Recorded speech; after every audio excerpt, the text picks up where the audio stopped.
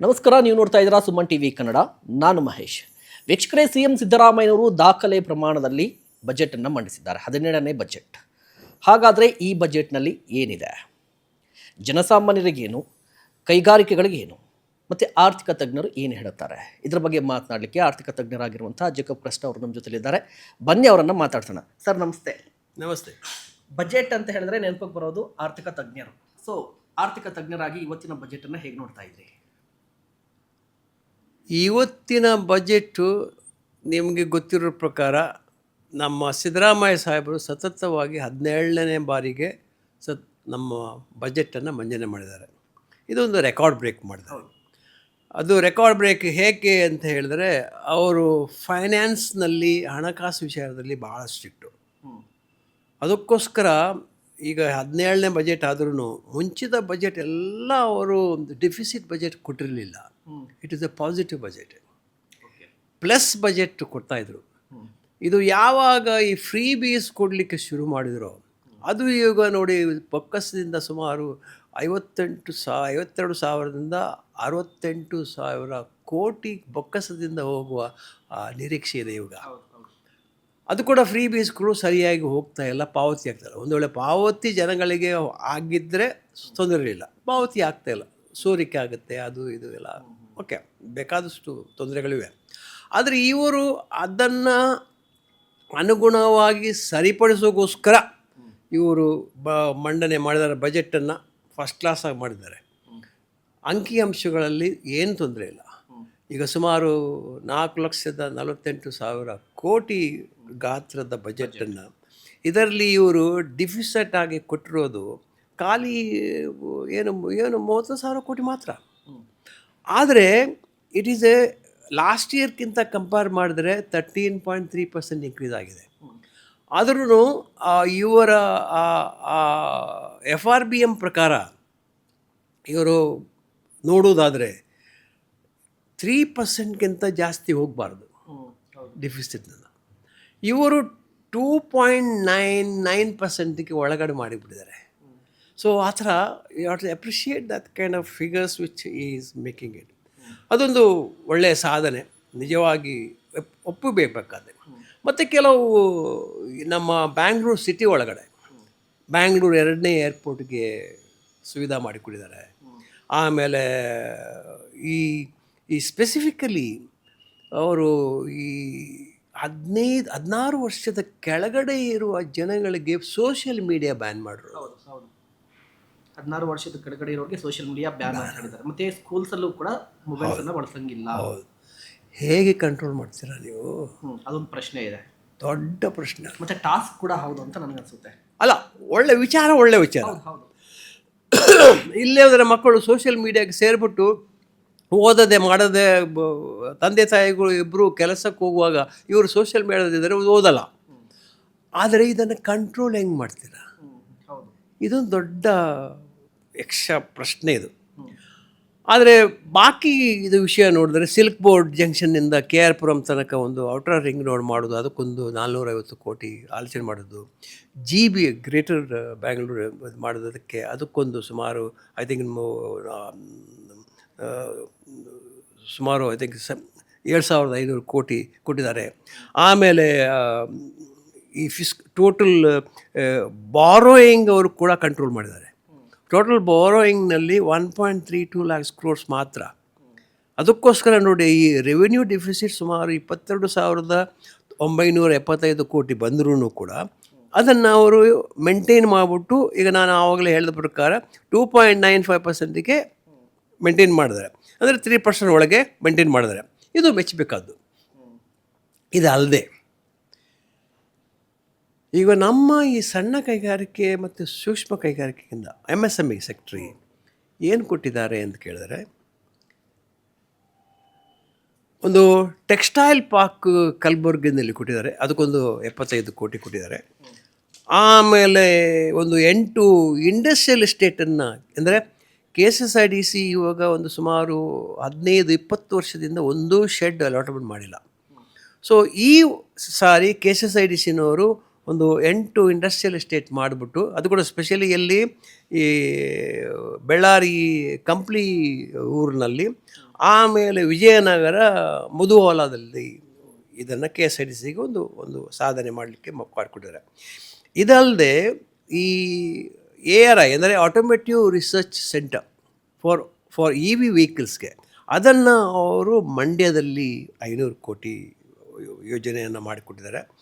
ಆಮೇಲೆ ಈ vehicle scrap ಮಾಡೋಕ್ಕೆ ಫೆಸಿಲಿಟಿನ ಚಿಕ್ಕಬಳ್ಳಾಪುರದಲ್ಲಿ 100 ಎಕರೆ KIDBಗೆ ಅನುಚರದ ಅನುದಾನ ಮಾಡಿಕೊಟ್ಟಿದ್ದಾರೆ. ಇದನ್ನು ಮತ್ತು ಅದಲ್ಲದೆ ಈ MSMEಗೆ ಮಾತ್ರ ಅಂತ ಹೇಳಿಬಿಟ್ಟು 10 ಕ್ಲಸ್ಟರನ್ನು ಅಲಾಟ್ಮೆಂಟ್ ಮಾಡಿದ್ದಾರೆ. ಈಗ ಇದಲ್ಲದೆ ಟ್ಯಾಕ್ಸ್ ಸೋರಿಕೆ ಏನಿದೆಯೋ ಅದನ್ನು ಕಂಟ್ರೋಲ್ ಮಾಡೋಕ್ಕೋಸ್ಕರ ಈ ಬ್ಲಾಕ್ ಚೈನ್ ಉಪಯೋಗಿಸಬೇಕು. ಬ್ಲಾಕ್ ಚೈನ್ನಿಂದ ಸೋರಿಕೆ ಕಮ್ಮಿ ಆಗುತ್ತೆ ಅಂದ್ಬಿಟ್ಟು ಒಂದು ಯೋಜನೆ ಮಾಡಿದ್ದಾರೆ. ಭಾಳ ಒಳ್ಳೆಯ ಯೋಜನೆ ಅದು. ಇಲ್ಲದೆ ಹೋದರೆ ಸೋರಿಕೆ ನಿಮಗೆ ಒಂದು ಸಾರಿ ಬ್ಲಾಕ್ ಚೈನ್ ಒಂದು ವೇಳೆ ಬಂದುಬಿಟ್ರೆ ನಿಮಗೆ ಸೋರಿಕೆ ಆಗೋದು ತಪ್ಪು ಹೋಗುತ್ತೆ, ಸೋರಿಕೆ ಮಾಡಲಿಕ್ಕೆ ಆಗೋದೇ ಇಲ್ಲ.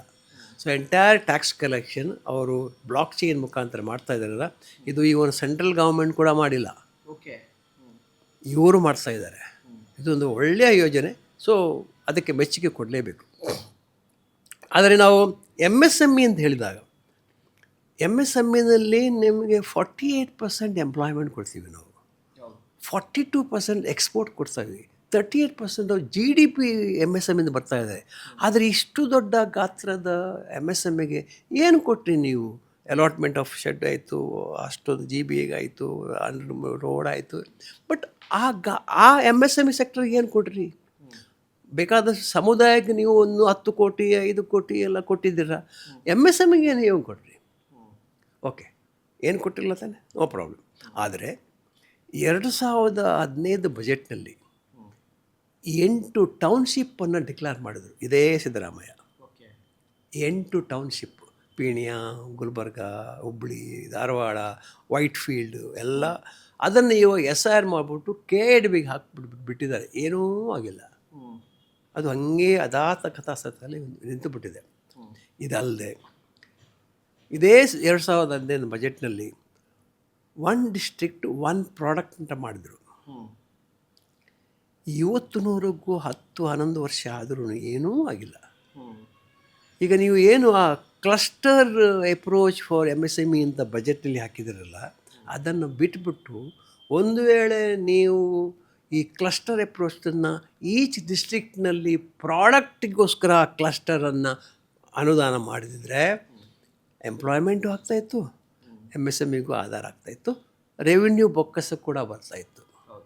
ಸೊ ಎಲ್ಲಿ ನೀವು ರೆವಿನ್ಯೂ ಬರಬೇಕೋ ಅಲ್ಲಿ ನೀವು ಸ್ಪೆಂಡ್ ಮಾಡ್ತಾಯಿಲ್ಲ. ಈ ಪಾಲಿಟಿಕ್ಸ್ ಉಪಯೋಗಿಸ್ಬಿಟ್ಟು ಈ ಸಮುದಾಯಕ್ಕೆ, ಆ ಸಮುದಾಯಕ್ಕೆ, ಈ ಪ್ರಾಜೆಕ್ಟ್ ಅಂತ ಕೊಡ್ತಿದ್ದೀರಿ. ಎಲ್ಲಿ ನಿಮಗೆ ಎಂಪ್ಲಾಯ್ಮೆಂಟ್ ಸಿಗುತ್ತೆ, ಎಲ್ಲಿ ಎಕ್ಸ್ಪೋರ್ಟ್ ಆಗುತ್ತೆ, ಅಲ್ಲಿ ನೀವು ಖರ್ಚು ಮಾಡಿಬಿಟ್ಟು ಅಲ್ಲಿ ಜಾಸ್ತಿ ಆಗಬೇಕು ಅಂತ ಮಾಡ್ತಾಯಿಲ್ಲ. ಇವಾಗ ಫಾರ್ ಎಕ್ಸಾಂಪಲು ಮನೆಯಲ್ಲಿ ಒಂದು ದನ ಇದೆ, ದನ ಹಾಲು ಕೊಡುತ್ತೆ. ಅದು ಆ ದನ ಹಾಲು ಕೊಡುತ್ತೆ ಯಾವಾಗ ನೀವು ಬೂಸ ಹಾಕಿದರೆ ಮಾತ್ರ. ನೀವು ಬೂಸ ಹಾಕಿದೆ ಹಾಲು ಬೇಕಂದ್ರೆ ಎಲ್ಲಿಂದ ಸಿಗುತ್ತೆ? ರಕ್ತ ಬರುತ್ತೆ. ಸೊ MSMEಯಿಂದ ನೀವು ರಕ್ತ ಎಳೀತೀರಾ ಅಥವಾ ನಿಜವಾಗಿ ಅದನ್ನು ಡೆವಲಪ್ ಮಾಡಲಿಕ್ಕೆ ನೋಡ್ತೀರಾ? ಇದು ನಮ್ಮದು ವಿಪರ್ಯಾಸ. MSMEಗೆ ನೀವು ಏನೂ ಕೊಡ್ತಾಯಿಲ್ಲ, ವರ್ಷ ಕೂಡ ಹಂಗೇ ನೀವು ಬೆಳೆಸ್ಕೊಂಡು ಬಂದಿದ್ದೀರಾ, ಅದೇ ಪಾಲಿಟಿಕ್ಸ್ ಆಡ್ತಾಯಿದ್ದೀರಾ. ಬಟ್ MSMEಗೆ ಏನೂ ಕೊಟ್ಟಿಲ್ಲ ಅಂದ್ಬಿಟ್ಟು ನಮ್ಮದು ವಿಪರ್ಯಾಸ ಚಿಂತನೆ. ಅಂದರೆ ಈ ಸಿದ್ದರಾಮಯ್ಯನವರು ಭಾಷಣ ಮಾಡುವಂಥ ಸಂದರ್ಭದಲ್ಲಿ ಒಂದು ಲೈನ್ ಹೇಳ್ತಾರೆ, ಅಭಿವೃದ್ಧಿ ಅಂತ ಹೇಳಿದ್ರೆ ವ್ಯಕ್ತಿಯ ಅಭಿವೃದ್ಧಿ ಕೂಡ ಮುಖ್ಯ ಅಂತ ಹೇಳಿ. ವ್ಯಕ್ತಿ ವೈಯಕ್ತಿಕವಾಗಿ ಅಭಿವೃದ್ಧಿ ಆದರೆ ಮಾತ್ರನೇ ಅದು ಓವರಲ್ ಆಗಿ ಸಮಾಜದ ಅಭಿವೃದ್ಧಿ ಅಂತ ಹೇಳಿದ್ರು. ಈಗ MSME ಅನ್ನೋದ್ರ ಬಗ್ಗೆ ಮಾತನಾಡಿದ್ರೆ ಅಭಿವೃದ್ಧಿ ಅಂತ ಹೇಳಿದ್ರೆ ಅವರೆಲ್ಲವೂ ಕೂಡ ಒಂದಿಷ್ಟು ಕಲ್ಯಾಣ ಯೋಜನೆಗಳಿಗೆ, ಫ್ರೀ ಬೀಸ್ಗೆ ಅಮೌಂಟ್ ಕೊಡ್ತಾ ಇದ್ದಾರೆ. ಬಟ್ ಸೋರ್ಸ್ ಇರುವಂಥದ್ದು ವಾಣಿಜ್ಯ ಕೈಗಾರಿಕೆಗಳು. ಇದ್ರ ಬಗ್ಗೆ ಹೆಚ್ಚು ಗಮನ ಕೊಡ್ತಾ ಇಲ್ಲ ಕಳೆದ ಬಜೆಟಿಂದ. ಏನು ಪ್ರಾಬ್ಲಮ್ ಆಗಿರ್ಬೋದು? ಈ ಗ್ಯಾರಂಟಿಗಳಿಂದ ಸರ್ಕಾರಕ್ಕೆ ಹೊರೆ ಆಗ್ತಿದೆ ಅಂತನಾ ನಿಮ್ಮ ಅಭಿಪ್ರಾಯದಲ್ಲಿ? ಅಲ್ಲ, ಈಗ ಫಾರ್ ಎಕ್ಸಾಂಪಲ್ ಲಿಂಕ್ ಕೊಡ್ತೀನಿ ಸ್ವಲ್ಪ. ಇವಾಗ 10 ಕ್ಲಸ್ಟರ್ ಫಾರ್ MSME ಅಂತ 15 crores ಕೊಟ್ಟಿದ್ದಾರೆ. ಈ ಕ್ಲಸ್ಟರ್ನ ನೀವೇ 2015ರಲ್ಲಿ 1 ಡಿಸ್ಟ್ರಿಕ್ಟು 1 ಪ್ರಾಡಕ್ಟ್ ಅಂತ ಮಾಡಿದ್ದೀರಾ. ಇದಕ್ಕೆ ಕ್ಲಸ್ಟರ್ ಕೊಡಿ. ಇದು ಜಸ್ಟ್ ಲಿಂಕಿಂಗ್.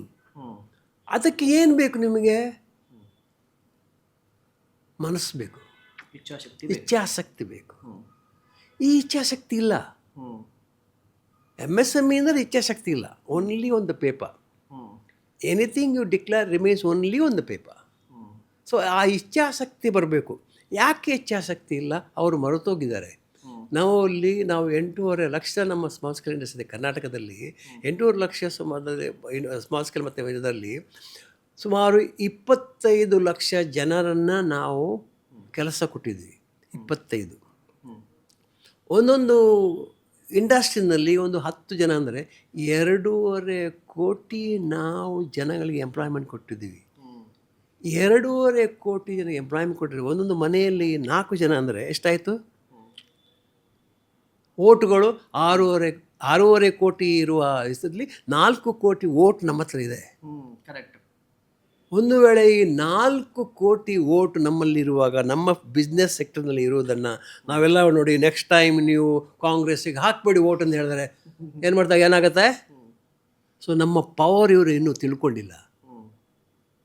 ಇವರು ಪಾಲಿಟಿಕ್ಸ್ನಲ್ಲಿ ಓಡ್ಬಿಟ್ಟು ಫ್ರೀ ವೀಸ್ ಕೊಟ್ಬಿಟ್ಟು ಅಲ್ಲಿಂದ ಓಟ್ ಸಿಗುತ್ತೆ ನೆನೆಸ್ಕಿದ್ದಾರೆ. ಆದರೆ ಆ ಓಟ್ನಲ್ಲಿ ಯಾರಾದರೂ ಒಬ್ಬರು ಸ್ಮಾಲ್ ಸ್ಕೇಲ್ ಕೆಲಸ ಮಾಡ್ತಾನಲ್ವೋ, ಆ ಕೆಲಸ ಮಾಡುವನು ಹೇಳ್ಬಿಟ್ಟು ನೋಡಪ್ಪ ಈ ಸರ್ತಿ ನೀವು ಕಾಂಗ್ರೆಸ್ಸಿಗೆ ಓಟ್ ಹಾಕಬೇಡಿ, ಚೇಂಜ್ ಮಾಡಿ, ಬದಲು ಮಾಡಿ, ನಮಗೆ ಸುಧಾರಣೆ ಮಾಡಲಿಕ್ಕೆ ಕೊಡ್ತಾ ಇಲ್ಲ ಇವರು ಅಂತ ಹೇಳಿದರೆ ಏನಾಗುತ್ತೆ? ಇವರು ಬಿದ್ದೋಗ್ತಾರಾ? ಸೊ ನೆಕ್ಸ್ಟ್ ಎಲೆಕ್ಷನ್ ಬರಲ್ವಾ? ಸೊ ಇದನ್ನು ಯಾಕೆ ಅವ್ರಿಗೆ ಇಚ್ಛಾಸಕ್ತಿಗೆ ಹೋಗ್ತಾ ಇಲ್ಲ? ಇದು ನಮ್ಮ ಪ್ರಶ್ನೆ.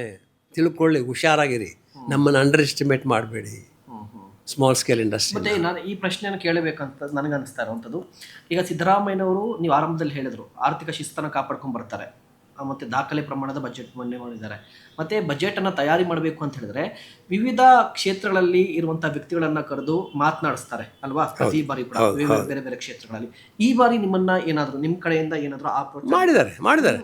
ನಮ್ಮ ಎಲ್ಲ association, chamber of commerce, FKCCI, PIA ಇರುವ ಎಲ್ಲ ಅಸೋಸಿಯೇಷನ್ನವರು ಸ್ಪೆಷಲಿಸ್ಟ್ಗಳನ್ನೆಲ್ಲ ಕರೆಸ್ಬಿಟ್ಟು ಎಲ್ಲ ಡಿಸ್ಕಷನ್ ಮಾಡಿದ್ದಾರೆ, ವಿಧಾನಸೌಧದಲ್ಲಿ ಮಾಡಿದ್ದಾರೆ. ಓಕೆ, ನಿಮ್ಮ ಡಿಮ್ಯಾಂಡ್ಸ್ ಅಂತ ಹೇಳಿದ್ರ, ಆ ಡಿಮ್ಯಾಂಡ್ಸ್ ನೀವು ಡಿಮ್ಯಾಂಡ್ಸ್ ಅಂತ ಕೊಟ್ಟಿರ್ತೀರಿ, ಅಂದ್ರೆ ನಮ್ಗೆ ಇಷ್ಟೆಲ್ಲ ಬೇಕಾಗಿದೆ ಅಂತ ನೀವು ಕೊಟ್ಟಿದ್ದೀರಿ. ಈಗ ಬಜೆಟ್ ಇವತ್ತು ಮಂಡನೆ ಆಗಿದೆ, ನಿಮ್ಮ ಡಿಮ್ಯಾಂಡ್ಸ್ ಅವ್ರು ಏನಾದರೂ ಕನ್ಸಿಡರ್ ಮಾಡಿದಾರಾ? ಏನಾದರೂ ಆಗಿದೆಯಾ? ನಿಮ್ಗೆ ಇನ್ನೊಂದು ವಿಷಯ ಗೊತ್ತಾ? ಅಲ್ಲಿ ಬಜೆಟ್ ಬುಕ್ ಪ್ರಿಂಟ್ ಆಗಿರುತ್ತೆ. ಓ, ಬಜೆಟ್ ಬುಕ್ ಪ್ರಿಂಟ್ ಆಗಿರುತ್ತೆ. ಇದು ಖಾಲಿ ಮೀಟಿಂಗ್ ಮಾಡೋದು. ಓ, ನಮಕಾವಸ್ಥೆ ತೋರ್ಪಡಿಕೆಗೆ ನಾನು ಮೀಟಿಂಗ್ ಮಾಡಿದ್ದೀನಿ ಅಂತ ಹೇಳೋಕ್ಕೆ. ಓಕೆ, ಅಷ್ಟೇ. ಅಟ್ಲೀಸ್ಟ್ ಒಂದು ಡಿಮ್ಯಾಂಡ್ ಅದು ಹೇಗೆ ಗೊತ್ತಾಗುತ್ತೆ ಅಂದರೆ, ನಾವೊಂದು 10 ಡಿಮಾಂಡ್ ಕೊಡ್ತೀವಿ, ಒಂದಾದ್ರೂ ಕೊಡ್ಬೇಕು ತಾನೆ? ಅಟ್ಲೀಸ್ಟ್ ಏನು ಕೊಡೋದು ಹೋದರೆ ಅರ್ಥ ಏನಾಯಿತು? ಒಂದು federation of chamber of commerce, ಕಾಶ್ಯ ಅಷ್ಟು ದೊಡ್ಡ ಸಂಸ್ಥೆ, ಪಿನಿಯನ್ ಅಸೋಸಿಯೇಷನ್, ಆಲ್ ಅಸೋಸಿಯೇಷನ್ನವರು ಹೋಗಿ ಆ ಕ್ಯಾಬಿನೆಟ್ ಹಾಲ್ನಲ್ಲಿ ಡಿಸ್ಕಸ್ ಮಾಡಿಬಿಟ್ಟು ಇಷ್ಟೊಂದು 2 ರಿಂದ 4 ಗಂಟೆ ತನಕ ಕೂತ್ಬಿಟ್ಟು ಎಲ್ಲ ವೇದನೆಗಳನ್ನು ಹೇಳಿದರೆ, ಅಲ್ಲಿ ನಿದ್ರೆ ಮಾಡಿಬಿಟ್ಟು ನೀವು ಹೋಗ್ಬಿಟ್ಟು ಅಲ್ಲಿ ಬುಕ್ಕನ್ನು ಪ್ರಿಂಟ್ ಮಾಡಿಬಿಟ್ರೆ ಇದು ಯಾವ ನ್ಯಾಯ? ಇದು ಬೂಟಾಟಿಕೆ ಆಗಿದೆ, ತಿರಸ್ಕಾರ. ಕಂಪ್ಲೀಟಾಗಿ ನೆಗ್ಲೆಕ್ಟ್ ಮಾಡ್ತಾ ಇದ್ದಾರೆ. ಅಂದರೆ ಇವಾಗ ನಮಗೇನಾಗ್ತದೆ, ನಾವೀಗ ಎದ್ದೇಳಬೇಕು, ಹೀಗೆ ಬಿಟ್ಟರೆ ಆಗಲ್ಲ.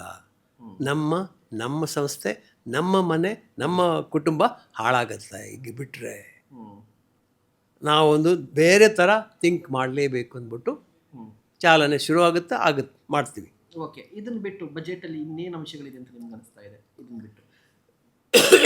ಇದನ್ನು ಬಿಟ್ಟು ಬೇರೆ ಅಂಶ ಅಂದರೆ, ನಮಗೆ ತಿಳಿದ ಪ್ರಕಾರ ಈಗ 80% of the revenue of the whole budget, the revenue comes from Bangalore urban and Bangalore rural. ಯಾಕೆಂದರೆ ಇಲ್ಲಿಂದ ಒಂದು ವೇಳೆ ನೀವು ಯೂನಿಟನ್ನು ಹುಬ್ಳಿಗೆ ಹಾಕಿದ್ರಿ, ಹುಬ್ಳಿಗೆ ಹೋಗಲಿಕ್ಕೆ ರೋಡ್ ಇದೆಯಾ? ಇನ್ಫ್ರಾಸ್ಟ್ರಕ್ಚರ್ ಇದೆಯಾ? ಎಷ್ಟು ಸಮಯ ತಾಗುತ್ತೆ ಇಲ್ಲಿಂದ ಹುಬ್ಳಿಗೆ ಹೋಗಲಿಕ್ಕೆ? ಅಥವಾ ಈಚೆ ಕಡೆ ಹೋದರೆ ಕೋಲಾರಿಗೂ ಸ್ವಲ್ಪ ಇವಾಗ ಪರವಾಗಿಲ್ಲ, ಸದ್ಯಕ್ಕೆ ಒಂದು ಆಗ್ಬಿಟ್ಟಿದೆ. ಆದರೆ ಇನ್ಫ್ರಾಸ್ಟ್ರಕ್ಚರ್ ಇಲ್ಲದೆ, ಅಲ್ಲಿ ನೀರಿಲ್ಲದೆ, ಪವರ್ ಇಲ್ಲದೆ, ನಾವೇನು ಹೇಳ್ತೀವಿ ಜನರಲಿ ನಮ್ಮ ಇಂಡಸ್ಟ್ರಿಗಳಿಗೆ ಏನು ಬೇಕು? ಬಿಪಾಸ ಬೇಕು ಅಂತ ಹೇಳ್ತೀವಿ. ಬಿಪಾಸ ಬಾಸು ಅಲ್ಲ, ಬಿಜಿಲಿ, ಪಾನಿ, ಸಡಕ್, ಇಷ್ಟೇ ಬೇಕು ಅಂತ ಕೇಳ್ತೀವಿ. ಇದೆಯಾ ಅಲ್ಲಿ? ಇಲ್ಲ. ಅದಕ್ಕೋಸ್ಕರ ಇಲ್ಲಿ ಬ್ಯಾಂಗ್ಳೂರು ಒಳಗಡೆನೇ ಇನ್ವೆಸ್ಟ್ ಮಾಡ್ಕೊಂಡಿದ್ದಾರೆ, ಅದಕ್ಕೋಸ್ಕರ ಇಲ್ಲಿ ಟ್ರಾಫಿಕ್ ಜಾಸ್ತಿ ಆಗ್ತದೆ. 5 ವರ್ಷ ನೀವು ತಮಿಳ್ನಾಡು ಹೋಗಿ, Tiruchirappalli, Salem, Madurai, Coimbatore, every district is developed. Take Maharashtra, Kolhapur, Pune, Nagpur, every district is developed. Why ನಮ್ಮ ಡಿಸ್ಟ್ರಿಕ್ಟ್ ಡೆವಲಪ್ ಆಗ್ತಾಯಿಲ್ಲ? ಇದು ನಮ್ಮ ಪ್ರಶ್ನೆ. ಮತ್ತು ನಾನು ಇನ್ನೊಂದು ಪ್ರಶ್ನೆ ಕೇಳಬೇಕು ಅನ್ಕೊಂಡಿರುವಂಥದ್ದು ಅಂದರೆ, ಪ್ರತಿ ಸಾರಿ ಸಿದ್ದರಾಮಯ್ಯನವರು ಬಜೆಟನ್ನು ಮಂಡನೆ ಮಾಡಿದಾಗ ಒಂದು ಆರೋಪ ಬರುತ್ತೆ, ಅಂದರೆ ಸಾಲ ಮಾಡ್ತಿದ್ದಾರೆ, ಹೆಚ್ಚು ಸಾಲ ಮಾಡ್ತಿದ್ದಾರೆ ಅಂತ ಹೇಳಿ. ಒಂದು ಡೇಟಾ ಕೊಡ್ತೀನಿ, ಆ ಡೇಟಾ ಮೇಲೆ ಮಾತಾಡೋಣ. 2024-25ನೇ ಸಾಲಿನಲ್ಲಿ 1,05,246 ಕೋಟಿ ರೂಪಾಯಿ ಸಾಲ ಮಾಡಿದರು. ಲಾಸ್ಟ್ ಇಯರ್ 2025ರಲ್ಲಿ 1,16,00,000 ಕೋಟಿ ಸಾಲ ಮಾಡಿದರು. ಈಗ 2026 ಈ ಬಜೆಟ್ನಲ್ಲಿ 1.32 ಲಕ್ಷ ಕೋಟಿ ಸಾಲ ಮಾಡಿದ್ದಾರೆ. ಅಂದರೆ ಸಿದ್ದರಾಮಯ್ಯನವರು ಬಜೆಟನ್ನು ಮಂಡನೆ ಮಾಡ್ತಿರೋದು ಸಾಲಗಾರರಾಗಿ ಮಾಡ್ತಾ ಇದ್ದಾರೆ, ಬರೀ ಸಾಲ ಮಾಡಿ ತುಪ್ಪ ತಿಂತಿದ್ದಾರೆ ಅನ್ನೋ ಥರ. ಏನು ಹೇಳ್ತಿದ್ರು ಇದಕ್ಕೆ? ಅಲ್ಲ, ಆ ಫಿಗರ್ಸ್ ನೋಡಿದ್ರೆ ಕರೆಕ್ಟು, ಆದರೆ ಬೆಳವಣಿಗೆ ನೀವು ನೋಡಿದ್ರೆ ಸಾಲ ತಗೊಳ್ಳೋದೇ ಬೆಳವಣಿಗೆ ಆಗಲ್ಲ. ಓಕೆ, ಸಾಲ ತಗೊಳ್ಳಬೇಕು, ಆದರೆ ಆ ತಗೊಂಡ ಸಾಲ ಎಲ್ಲಿ ಹೋಗ್ತಾ ಇದೆ? ಅದು ಇಂಪಾರ್ಟೆಂಟ್. ಫ್ರೀ ಬೀಸ್ ಕೊಡ್ಲಿಕ್ಕೆ ಹೋಗ್ತಾ ಇದೆಯಾ, ಅಥವಾ ನಿಜವಾಗಿ ಡೆವಲಪ್ಮೆಂಟ್ ಆಗ್ಲಿಕ್ಕೆ ಹೋಗ್ತಾ ಇದೆಯಾ? ಒಂದು ವೇಳೆ ಸಾಲ ತಗೊಂಡಿರೋದು ಡೆವಲಪ್ಮೆಂಟ್ಗೆ ಇನ್ವೆಸ್ಟ್ಮೆಂಟ್ ಮಾಡಿದ್ರೆ ಅಲ್ಲಿಂದ ಉತ್ಪತ್ತಿ ಆಗುತ್ತೆ, ನಿಮಗೆ ಶೇಖರಣೆ ಆಗುತ್ತೆ ಅಲ್ವಾ? ಇದನ್ನು ಫ್ರೀ ಬೀಸ್ ಸ್ಪೆಂಡ್ ಮಾಡಿದ್ರೆ ನಿಮ್ಗೆ ಶೇಖರಣೆ ಆಗಲ್ಲ. ಹೌದು. ಈಗ ನಾವು ಸಾಲ ಮಾಡ್ತೀವಿ ಅಂತ ಹೇಳಿದ್ರೆ, ಫಾರ್ ಎಕ್ಸಾಂಪಲ್ ಒಂದು ಲೋನ್ ತಗೋತೀವಿ ಅಂದ್ರೆ ನಾವು ಇನ್ವೆಸ್ಟ್ ಮಾಡಿದ್ರೆ ಕರೆಕ್ಟ್ ಚೆನ್ನಾಗಿರುತ್ತೆ.